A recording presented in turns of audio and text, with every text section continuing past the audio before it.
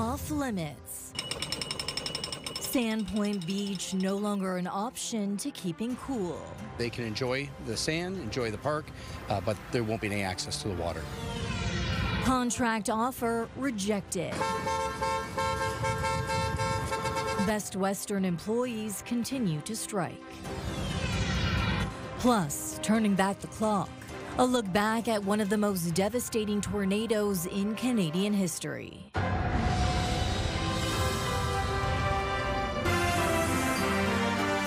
CTV News with Stefanie Masotti. Good evening, and thank you for joining us, and hello to those listening to us on AM 800. Windsor is moving forward with denying access to the city's only beach just as the heat of summer arrives. Fencing is going up today to keep people out of the water, and it might not stop there. CTV's Bob Belichico has reaction to the latest move in order to protect people.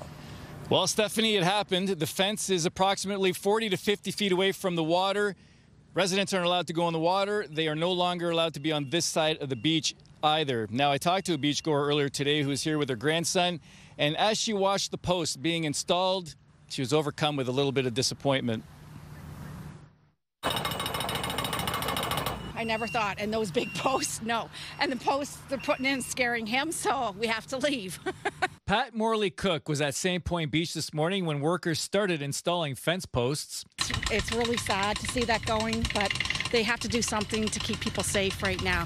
But there's other solutions to this, and they didn't look at that. What we're really missing here is the quality of life that we kind of gave up to our residents. What we're missing here is the investment, the development, the tourism. A 15-year-old boy drowned in May. 2 men in their 20s fell victim in the same area in 2024.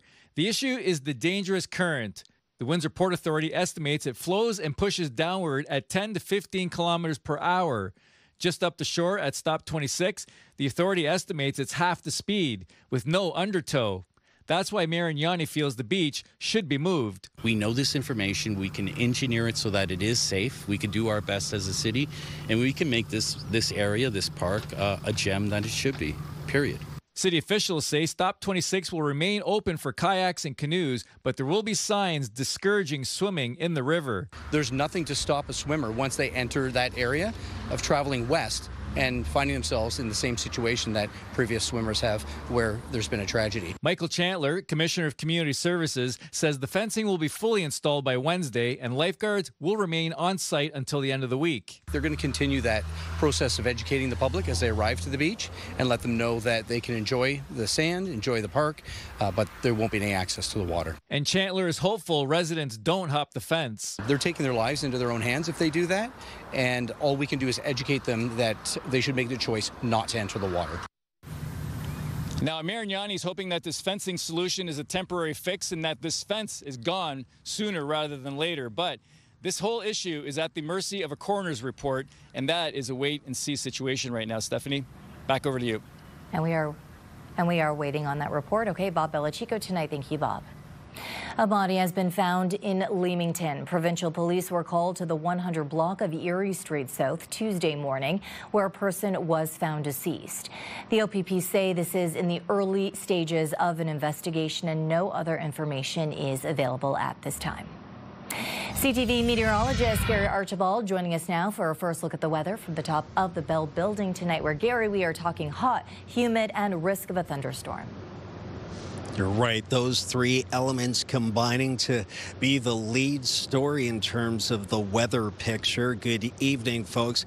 Bright and sunny. Air quality is actually not bad today. The story beyond that is the sunshine and the heat above seasonal temperatures. We saw some rain just clipping the north shores of Lake Erie for Pelee Island, the point itself, Leamington, Kingsville, getting into it around 1 o'clock. But we'll see more rains tomorrow. And these temperatures are going to stay with us, being several degrees above seasonal. Today's high close to 30 degrees Celsius, feeling like 36 to 39. More heat tomorrow. The weekend's even hotter, and so too next week. I'll break down this heat and humidity thunderstorm story in detail coming up. 79 years ago today, the most powerful tornado to ever hit Windsor tore through the region. It is still considered one of the most devastating in Canadian history. CTV's Travis Fortnum joins me with a look back at all of this. And Travis, you spoke to someone who remembers that exact day. That's right. Catherine Hart was 12 years old. She's 91 now, but she still remembers clearly as the clouds rolled in and what they brought with them that day when 17 people were killed. June 17th, 1946, a deadly tornado tears through Windsor, ripping apart some 400 homes and killing 17 people. Catherine Hart was 12 years old. It was in the afternoon, and it started getting dark. And then all of a sudden, the winds were blowing, and it was dark outside. The tornado touched down in Michigan, crossed the river, and slammed into Windsor's Brighton Beach neighborhood. From there, it cut a path through what's now LaSalle, crossed Malden Road and Huron Church, tearing through South Windsor before losing strength into Tecumseh. The tornado winds were very, very strong. It's really bad to see all the damage that it had done. A tree had a piece of wood right in the tree. That's how strong that wind was. Hart lived here in the area of Walker and Tecumseh that day when the tornado touched down 78 years ago. It looks a lot different than it did back then, but what remains is the memory of the destruction she saw that day. That debris from the location where the tornado hit was found quite far away, all the way to Merlin. There were canceled checks, there were a pair of trousers, there were all kinds of things that were found really far away from the tornado. So that just gives you a sense of how powerful this tornado was. Rated a 4 on the Fujita scale, it remains the most powerful tornado to hit Windsor, with winds gusting up to 250 kilometers an hour. To this day, it's still ranked the 3rd deadliest tornado in Canadian history. When you get up to F4, even things like pavement can be lifted up. So, I mean, it's very powerful winds. Not much survives. It caused more than $9.5 million in damage. That's over $170 million today. Along with the 17 lives lost, at least 100 people were injured. It was unreal. It's been nearly a decade since a strong tornado hit this region, but director of the Northern Tornadoes Project, Dr. David Sills, says the season is now underway. He says conditions of tomorrow are looking favorable for tornado development in southern Ontario, so just keep an eye on all weather alerts. Stefanie? It's overwhelming to see those photos that you pulled up for us today. But it's amazing that these photos still exist. It's such a good thing that we still have this documentation to show this was a real thing that happened to real people. Okay, thank you for reminding us of this tragedy. Thank you. Travis Fortnum tonight, thank you. Keeping with tornadoes for a moment, the town of Essex is sending a letter to Environment Canada over concerns tied to a tornado alert sent to residents in the region earlier this month. So I'm hearing a lot of different feedback in the community that we need more radar monitoring here in southern Essex County because we don't have a lot. So just looking to see what Environment Canada does. Mayor Sherry Bondi feels the environmental agency's alerts often come after a weather event has passed. A tornado warning was issued for parts of Windsor, Essex in the early hours of June 5th. Residents later told CTV News the worst of the storm hit about an hour earlier. Bondi says she wants a better idea of Environment Canada procedures for severe weather warnings. An inmate has died at the Southwest Detention Center.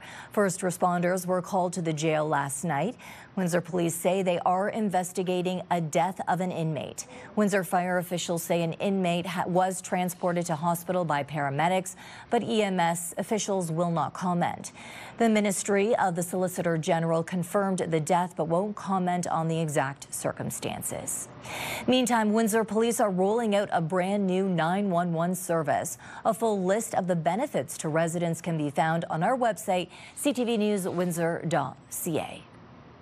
The legal woes are continuing for a Windsor man who was found guilty more than 2 years ago on extortion and child pornography charges. Today, after his Charter of Rights application was denied, the court determined that 44-year-old Jason Nasser must stand trial this summer on a charge of intimidating a justice system participant in London. It all stems from his testimony during his last case in January of 2023, and the judge found that it could be used at his next trial. Nasser was originally charged in connection with his online actions on Creeper Hunter TV, a vigilante-type website which claimed to expose child predators. His 3-day trial on the intimidation charge is expected to get underway on August 11th. Quick thinking by the OPP's Marine unit in LaSalle, who uncovered a stolen backhoe. This backhoe was actually stolen in the GTA. It's valued at $200,000. The Essex OPP Marine unit saw it floating on a barge in the Detroit River earlier this month, so they went in for a closer look and an inspection. A 42-year-old person from LaSalle has now been charged. Striking hotel workers in downtown Windsor have voted against what their employer called a final contract offer. The 37 unionized staff at the Best Western Plus Waterfront Hotel have been on strike for more than 2 weeks. They're pushing for better wages, one of the key sticking points in negotiations with Ironwood Management Corporation. The employer requested the vote through the Ontario Labour Relations Board, saying the deal would give workers the best compensation among private sector hotels in the region. But members of Unifor Local 195 have overwhelmingly rejected it by 90%. Union leaders say they remain open to further talks, but warn the strike will continue until a fair deal is reached. We're all hoping instead everybody digging their heel in the ground that the employer and the union get back to the table and try to find a mutually agree, something we can live and member can ratify. And same token, the company return to full operation, utilizing a very skilled workforce. Some of them been here 41 years. A major milestone today for one of Windsor's biggest employers. Stellantis Canada is marking a century of operations in the country, and it's all rooted right here in Windsor. 100 years ago today, on June 17th of 1925, Chrysler Canada was officially incorporated in Windsor. To celebrate, Stellantis is hosting a special family day this Sunday at the Windsor Assembly Plant for workers, retirees, and their families. The Chrysler brand is also marking the occasion with a new commemorative edition of the Windsor-built Pacifica, styled in red, white, and blue with hybrid options. Earlier this month, Stellantis COO visited the plant, unveiling a commemorative mural and celebrating with workers. The public can join the celebration at a community car show outside the plant, with proceeds supporting the Canadian Transportation Museum and Heritage Village. Stellantis has built more than 25 million vehicles in Canada and now employs nearly 9,000 people nationwide. A grade 8 student from Windsor has been named one of the top youth scientists in Canada after taking home multiple national awards in New Brunswick. Her inspiration? Her grandmother. Our most vulnerable populations are the ones that usually take the most medications. For example, people who are aging, people who have chronic conditions. One of those aging people is Tricia Holder's grandmother. Holder wondered what the possible dangers her grandmother could face while taking multiple medications at once, a practice which is known as polypharmacy. The more medications you take, the higher the risk of developing an adverse drug interaction.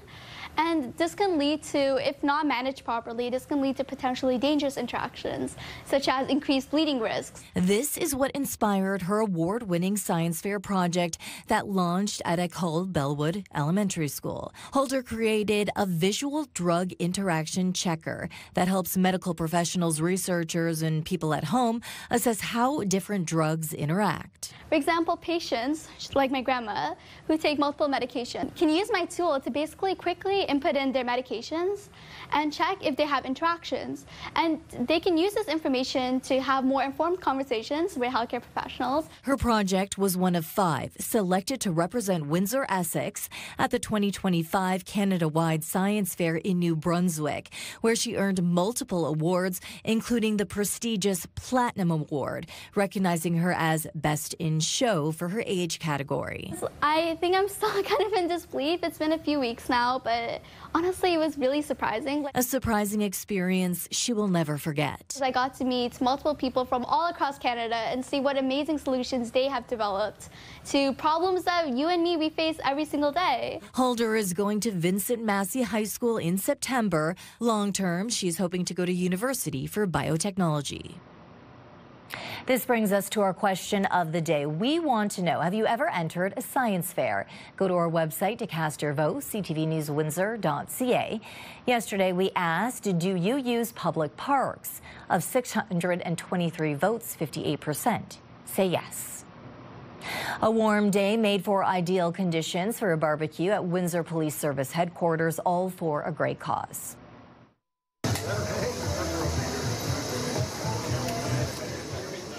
Officers, cadets, and staff came out to grill hot dogs during the lunch hour with funds raised to support the Windsor Cancer Center Foundation.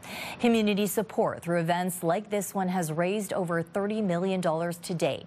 Monies raised stay local and have helped to purchase vital equipment, fund cancer research, and patient initiatives that are not otherwise funded by the province of Ontario.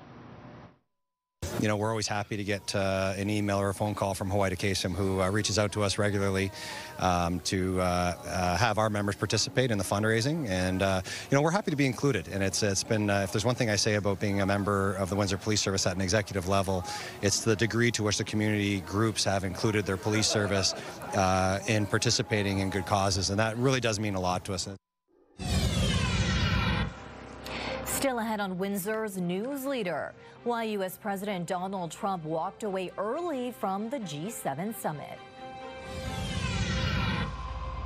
Then later, a scathing report into the security of 23andMe. And tomorrow, clamping down on people who don't use dog parks to let Rover run free. That's tomorrow at 6 on CTV News.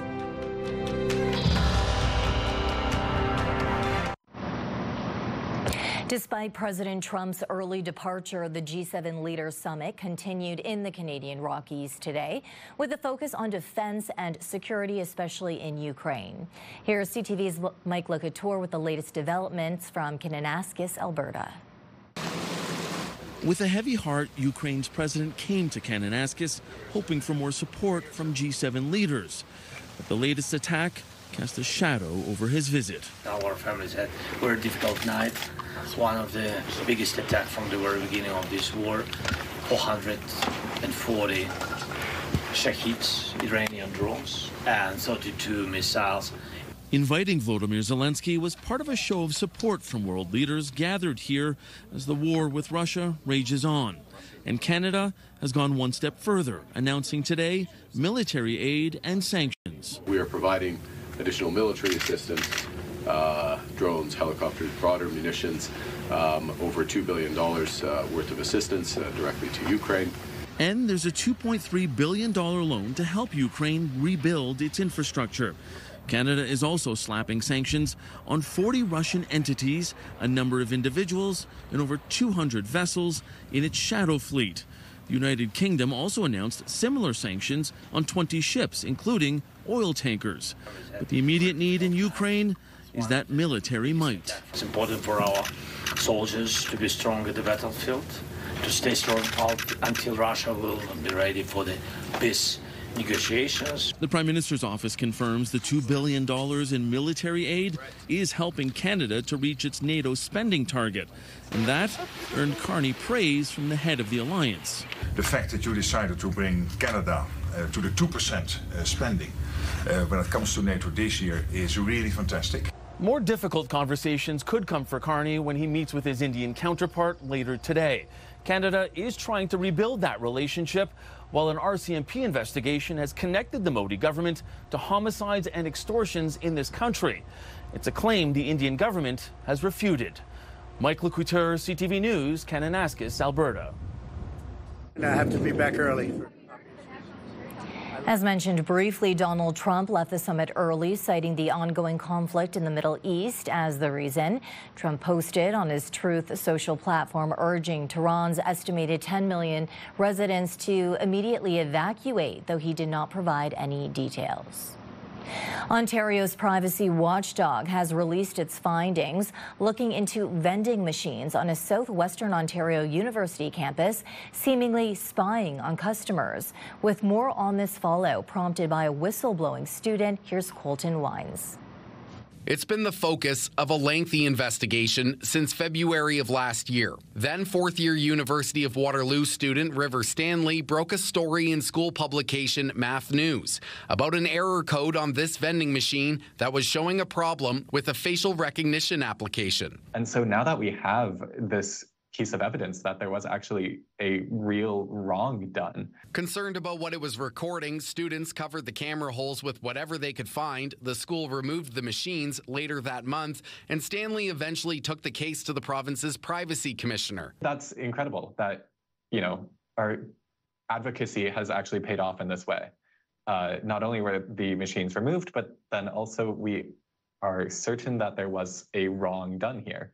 And so it should not be repeated in the future. Last week, Ontario's privacy watchdog released its ruling saying the vending machines on campus violated the Freedom of Information and Protection of Privacy Act. The report says when a sale was made, the machine recorded a timestamp, the item purchased, and estimated the buyer's gender and age range. But no personal information beyond the initial temporary facial images was retained by the vendors.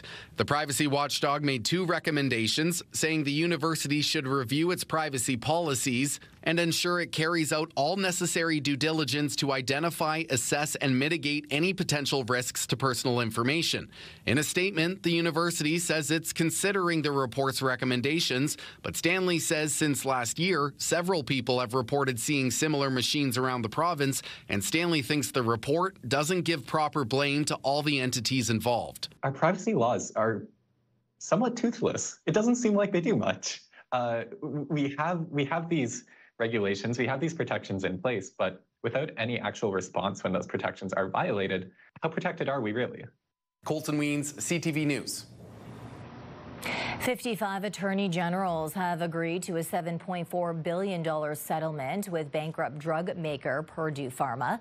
The agreement was reached Monday with the attorney generals of all 50 states, Washington, D.C., and 4 U.S. territories.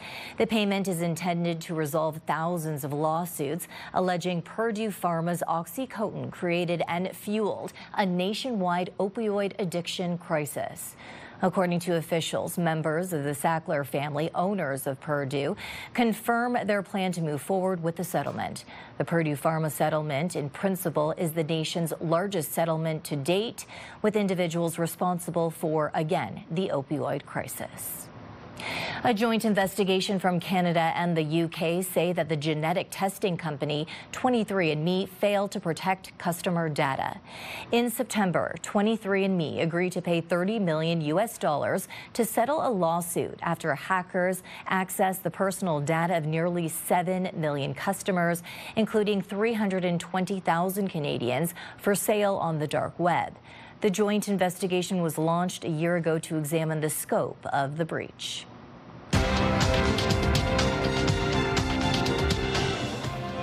Canada's main stock index closed down 27 points despite strength in the energy sector. In New York, the Dow fell almost 300. The Nasdaq dropped 180. The dollar lost a quarter of a cent. Gold was down $10.40 an ounce, and oil gained over $3 a barrel. 1, 2, 3. Coming up later on CTV News at 6, bringing back the thrill of the Derby. Let's take a look at our CTV News weather snapshot. Thanks to Jimmy Thomas for this sunny, scenic image. Speaking of the sun, will it continue to heat up and heat us up with lots of humidity? We'll find out and see if thunderstorms are on the way next on CTV News Windsor.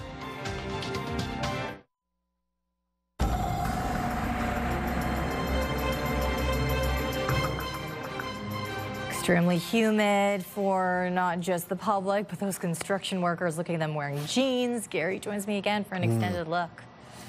Yeah, it's got to be tough in the heat, and with temperatures near 30 degrees today, feeling like about 37 to 40 in parts of central and southwestern Ontario.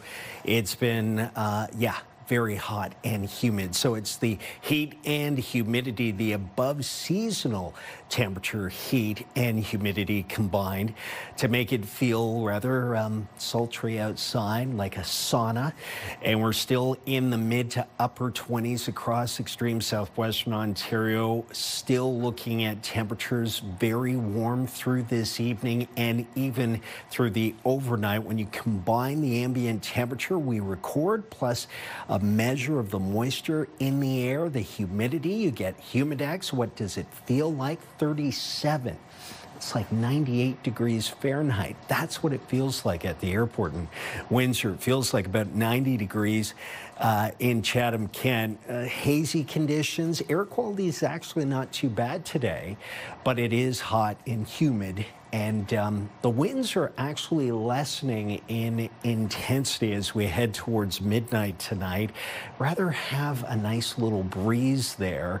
I think through the overnight they'll be down to about 10K. So when you open up your windows, that's air that's really not moving a lot as we approach midnight and beyond. National weather temperatures warming up across the prairies. Southern Ontario still quite warm. It's a good southerly flow. We just missed the worst of this system cutting through eastern Ohio into Pennsylvania, save for Peely Island did get into some of that rain, and along the point, Kingsville, Leamington, surrounding areas there got into the rain around 1 o'clock through to about 2:30. But for the most part, Southern Ontario was quiet. There is rain coming, though.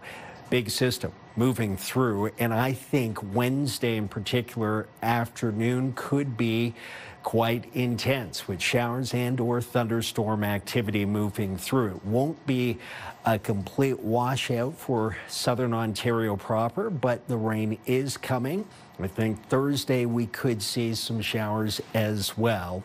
Here's how things are breaking down for tonight. I mentioned it going to be warm, down to 23 degrees, partly cloudy at midnight. Feels like 31, and the winds are down to about 10K or less out of the south. Next couple of days, warm, and then just really warm. 30, then 26, 28, and then the weekend, 31, 33, Saturday, Sunday, 34 is possible on Monday and Tuesday. Lots of sunshine. But heat and humidity will make it feel like 35 to about 40 plus over the next few days. Lifetime, brought to you by Safeguard Medical Alert Systems. As e-scooters gain in popularity, so too do injuries. As CTV's Pauline Chan reports, one of Ontario's biggest hospitals is urging parents to keep them away from youth.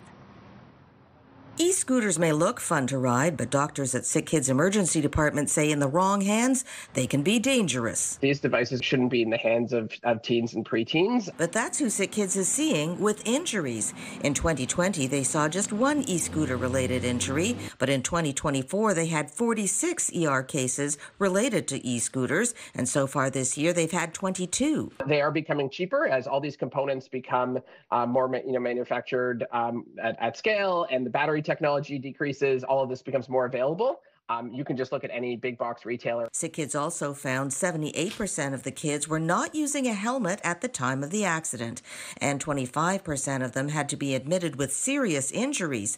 36% had head or facial injuries, 33% had fractured bones, and 18% had concussions. We've seen some catastrophic head injuries, but we've seen everything else. We've seen, deep and severe lacerations and cuts. We've seen intra-abdominal bleeding. We've seen major fractures that may require surgery. The hospital has shared its safety tips on social media. First, always wear a helmet.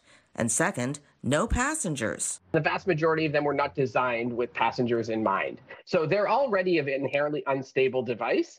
You throw on a passenger on them, their weight center of gravity is completely different. Also, follow manufacturers' warnings, know your local regulations, and never ride under the influence of marijuana or alcohol. Adolescents in general are at higher risk to be experimenting with these substances, period. And we know that you need your best dexterity when you're using a scooter. E-scooter use by anyone under 16 is banned on public property in Ontario, and in Toronto it's banned for people of any age, but the hospital worries its popularity continues to grow. Pauline Chan, CTV News. Ontario announced support today for grape growers and wineries.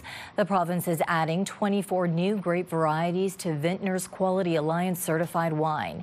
These new grapes were approved because of the high quality of wines they produce, their resistance to extreme temperatures, and their lower dependence on chemical fertilizers and pesticides. VQA certified wines are the seal of authenticity in Ontario for labeling standards and enforcement of wine composition. There's a big push in Windsor, Essex to get an old school hobby back off the ground. 1, 2, 3. We had to travel all the way to Wallsburg and then also Dresden area to do this. So we thought, why not start our own nonprofit and get things going? The Windsor Essex Soapbox Derby Association was one of the main features at this weekend's fantastic Father's Day event at St. Clair College. They started just 2 years ago with 5 racers, but this past weekend they had 23 participants. Racers from 5 to 16 are welcome to give soapboxing a try, and you can even borrow one of the association's cars if you don't have one. There's another derby coming up this weekend in Harrow. The association leader, Scott Windham, says it's a great sport for families. I enjoy building things, so tinkering in the garage with my 2 boys is kind of my ultimate goal. Getting them off the computer and then doing other things with the hands-on learning. There's a lot of science and math that comes into these cars. A Canadian family is out more than $150,000 for a vehicle they no longer have. Coming up on Windsor's News Leader, details of a new W5 in-depth investigation. It's the summer of music.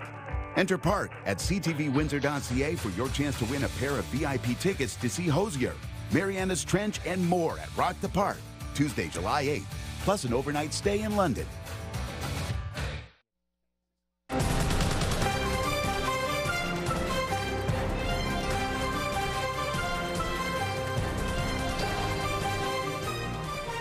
A new Netflix documentary out today showcasing the, at times, chaotic mayoral reign of Toronto's Rob Ford. When the screen turned on, it was just so obvious that it was Rob Ford smoking out of a glass pipe. Holy.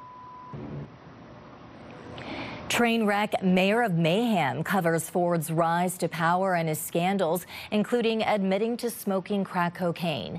The director says she wanted to show the more human side of the late mayor. A California doctor charged with giving Friends star Matthew Perry access to ketamine in the weeks before the actor's death has agreed to plead guilty, according to federal prosecutors. The Justice Department says Dr. Salvador Plasencia is expected to plead guilty to 4 counts, carrying a maximum sentence of 40 years in prison.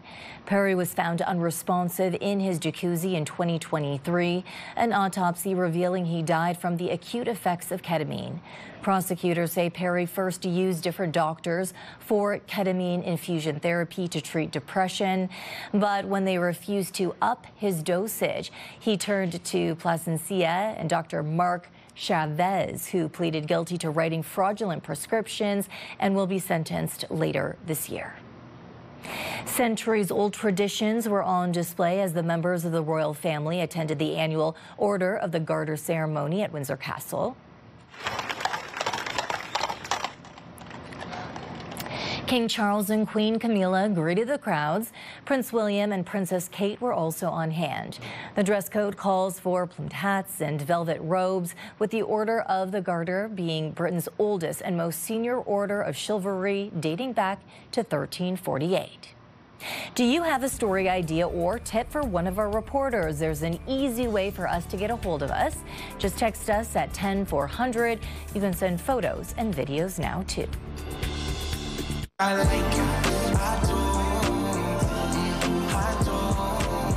Unscripted, unpredictable, and unapologetic. Wake up with Hannah and Johnny on 93.9 Virgin Radio. This is your CTV Windsor Our Community Calendar. Got old electronics lying around? Don't toss them, transform them. Drop them off at the Habitat Restore this Saturday. See you next time on Our Community.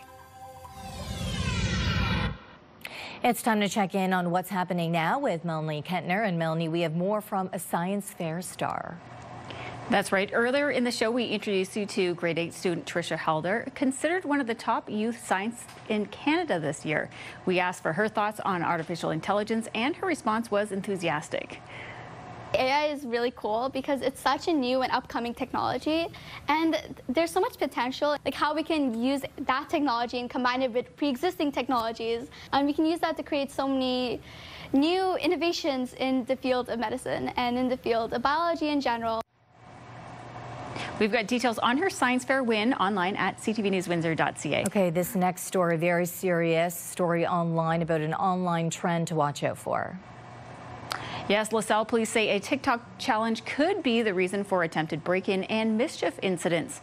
Police say they took place between Friday night and Saturday morning in the Ramblewood Drive area. Suspects kicked in front doors and fled the area. Police say the trend may cause undue distress on residents and can result in criminal charges. Anyone with information can contact LaSalle Police or Crime Stoppers. And in our social spotlight tonight, when your pet birds want to dance off.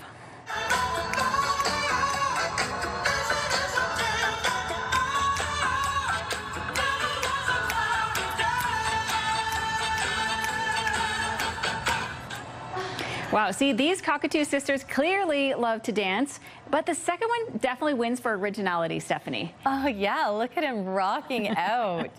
He's having a blast. Way better dance moves than I could ever show off. Yeah, well, they're sisters, so it's Bella, the girl, but yeah, she's a great dancer. You're right, and the competition is there between sisters. Okay, thank you, Melanie, and that's what's happening now. In other news, imagine buying a vehicle from a car dealership only to find out much later it's actually a stolen vehicle. We've learned that it's happening with some unsuspecting buyers who are eventually left without a car and on the hook for a lot of money in car payments. CTV W5 investigative reporter John Woodward explains. Cars stolen off driveways across the country. There's a huge problem. More than $1 billion a year, some of them sold overseas. There you go. But others end up on Canadian roads disguised and resold. Money that's going to organized criminals and car thieves. Correct. Some of that money spent on bribes to government agencies. Are you a car thief, sir? This was a fake on so many levels. This 2019 Porsche Cayenne was the dream vehicle for a family member of Frank Rizko when they bought it in 2023. They bought it from a dealership, by the way, so that assumingly it's safer and more legit. But only a few months later, parked at this mall north of Toronto, the car disappeared. One of almost 60,000 stolen that year as a wave of auto thefts continues to sweep through Canada. Frank's family member made an insurance claim with TD Insurance, but that's where things got strange. A few weeks go by, no answer. That drags into a couple months, and then finally TD rejects the claim altogether. In a letter, TD Insurance told them it had found a problem with the vehicle identification number, or VIN, a number that is supposed to uniquely identify the car, saying, "Our investigation has concluded that the VIN is fictitious and registered to another vehicle. Therefore, there will be no coverage for this loss." What did that mean, fictitious VIN? Exactly what I thought when I heard that. You can usually find the VIN here, behind the windshield on the driver's side. It's supposed to be one number, one car. And if it's not, there could be a problem. Those numbers are tracked closely by Carfax and its president, Sean Vording. Yeah, so Carfax is a Canadian company. He says they have seen a huge increase in what is known as re-VINing. A re-VIN is taking the 17-digit character of a vehicle identification number and applying that to, in most cases, a stolen vehicle. So this is about disguising vehicles that are stolen as legitimate cars. That's right. Vording says his company's data shows there are some 140,000 possibly disguised stolen cars on the road right now. We asked Vording to take a look at the Carfax report for Rizco's car. Something doesn't add up about the history of this vehicle. Vording points out its records show the car's color changed from gray to white, and its mileage actually dropped from around 60,000 to just under 30,000. They would have to drive backwards across the country a number of times to make that make sense. Yeah, that's right. If there's ever a vehicle that looks like it's a fraudulent VIN or a clone VIN, this one meets the mark. The truth is, this report refers to two cars sharing the same VIN, one in Ontario, the other in Alberta. We tracked the Alberta car to this Porsche dealership in Calgary. They believe their car is legit. That suggests it was Rizco's car that was the stolen one. Rizco's family couldn't have known all that. At the time of purchase, their Carfax appeared clean. How does all this make you feel? Irritated, disappointed. It's going to be $100,000 plus roughly around $40,000 in interest. Yeah. My family members have to pay this for the next 6 years, and they're thinking of getting a second mortgage to pay for this. Like, it's just insane. His family owes all this money for a stolen car that was stolen again. And our investigation showed his car wasn't the only one tied to one Toronto dealership. John Woodward, CTV News. Stay with us. Coming up after the break, new scientific proof about the difference in how defensemen and forwards think. The latest news to start your day. Interviews, conversations with the top officials, the difference makers, and personalities in Windsor, Essex. Only on Windsor, Essex #1 morning show. It's Mornings with Mike and Meg on AM 800.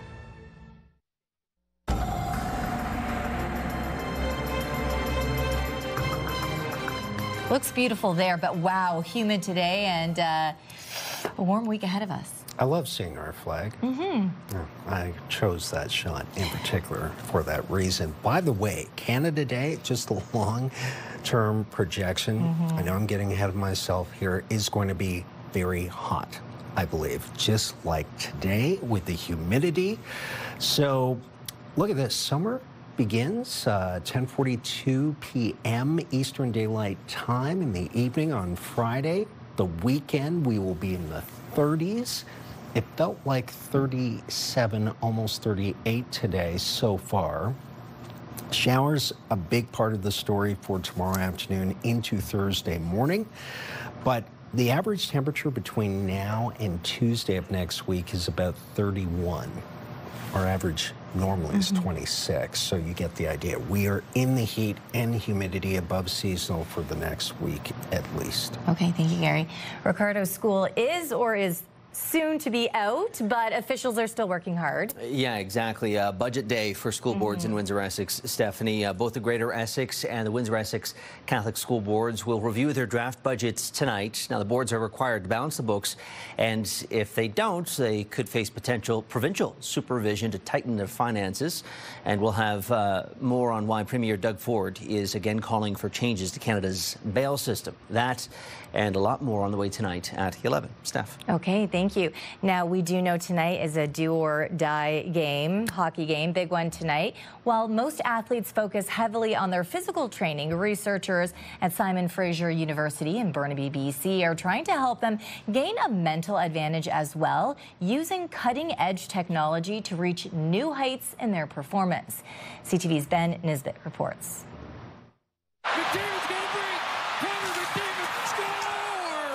NHL superstar Connor McDavid has pushed the boundaries of physical performance with his electrifying speed. But now SFU researchers are hoping to help athletes speed up their brains. We discovered a way to measure cognitive performance. Neuroscientist and SFU professor Ryan Darcy co-founded the NeuroCatch brain scanner. The portable device measures brain responses related to sensory, attentional, and cognitive processing in just 6 minutes using a soft cap. We can measure you thinking faster, and we can optimize that so that you're actually able to perform better from a mental processing point of view. The device is being used by sports teams around the globe, and recently Darcy wanted to put it to the test here in BC, where he and his team tested nearly 380 Junior A hockey players. The results ultimately differed by positions, with forwards having about a 60 millisecond faster processing speed on average than defensemen. By our ability to measure their objective brainwaves, we could start to find the things that actually allow them to think faster. The athletes can then take the feedback and incorporate mental training into their regimen. We now have kind of an incredible list of things that allow you to shave like 50, 100 to 150 milliseconds off of your ability to cognitively anticipate the play. Helping skaters stay a step ahead, one scan at a time. Ben Nesbitt, CTV News, Vancouver. Gary, I know you and your brother played hockey, so what position were you? I was a winger. My brother was a goaltender. Okay. Yeah. And do you see the difference in processing speed mentally? He's got hand-eye coordination, but, you know, it's interesting as a forward. I mean, you have to be anticipating the play. In soccer, I know you're a soccer player. Yeah. Have to do a lot of processing in advance. Yeah. I need a brain boost, too, you know, so if the doc wants to hook me up, that'd be great. Get a trip to BC. That's it. Hey, why not? Yeah. Beautiful BC. Well, good luck to Edmonton tonight. On behalf of our dedicated team here at CTV News Windsor, thank you for watching. For updates throughout the evening, go to ctvnewswindsor.ca. And I'll see you again tonight for a late look at local news, of course, at 11. Good night. Good night.